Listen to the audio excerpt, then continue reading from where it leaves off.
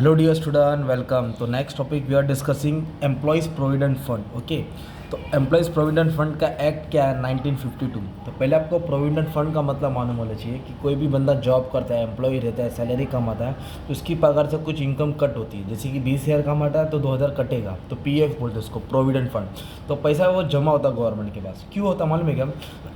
तो provident fund का एक सेविंग होता है and retirement fund that is establish by both employees and employer. Company का मालिक कंपनी दोनों करते हैं to support an employee long term financial goal, ताकि फ्यूचर में उसको काम आएगा। वो पैसा उसको फाइनेंशियल बेनिफिट, मेडिकल इमरजेंसी, इसके लिए काम आता है ना। तो ये दिया है, राइट।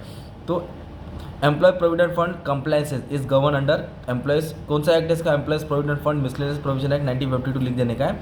ये रिटायरमेंट फंड होता है जिसमें कंट्रीब्यूशन फ्रॉम बोथ, दोनों लोग कंट्रीब्यूट करते हैं, कंपनी भी करती है, एम्प्लॉय भी करता है। ओके, जो पैसा जमा होएगा, इंटरेस्ट भी मिलता है। तो ये कब काम आता है? रिटायरमेंट में, रेजिग्नेशन में, जब जॉब छोड़ेगा, जब बेरोजगारी आ जाएगी उसके पास, जब मेडिकल इमरजेंसी है, तो वो पैसा विड्रॉ कर सकता है कुछ हद तक। ओके, ये एप्लीकेबिलिटी तो कौन सी कंपनी को एप्लीकेबल है? तो ये लॉ है ना, सब जगह एप्लीकेबल है, जम्मू कश्मीर में छोड़ के।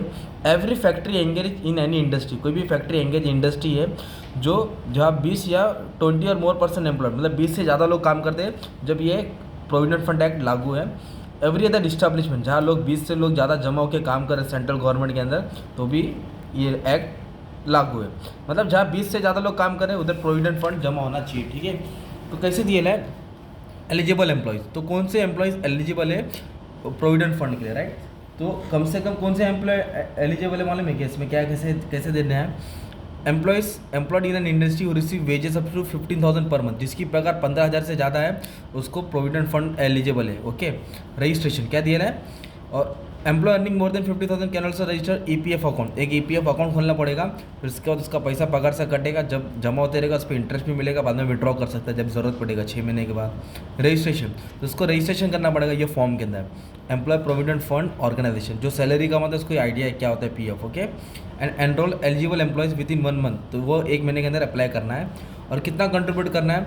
तो कुछ उसका फंड रहता है, राइट। 2%, 10%, 8%, 12%, तो डिपेंड करता है कितना कटता है। ओके, अब इसमें तुमको क्या लिखने का था मालूम है क्या? सबसे पहली चीज़ प्रोविडेंट फंड ड्यू डेट, तो उसका ड्यू डेट रहता है। तो employer and employee PF contribution 15th of next month, मतलब आज पे किया ना तो अगले 15 तारीख तक नेक्स्ट मंथ के हो जाना चाहिए। मंथली 25 होता है और एनुअली क्या दिया? 30 अप्रैल फॉर फाइनेंशियल ईयर, ऐसा करके कुछ इसका एक्ट है जो तुमको ध्यान देने का रहता है। ठीक है, तो सब लोग कंट्रीब्यूट करते हैं 2 से 15% के बीच में, 8, 2, 8, 5, 10%। और उस पर आपको इंटरेस्ट भी मिलेगा, मतलब जो भी इंटरेस्ट मिलेगा उस पर टैक्स नहीं लगेगा, तुम्हारे जेब में जाएगा पैसा। और पैसा कब निकाल सकते हैं?